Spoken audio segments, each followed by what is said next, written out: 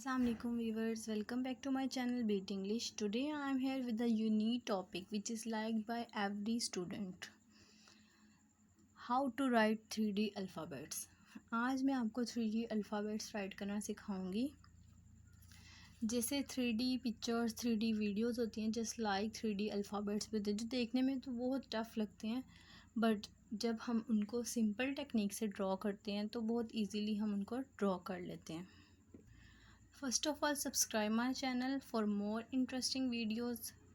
Then let's start.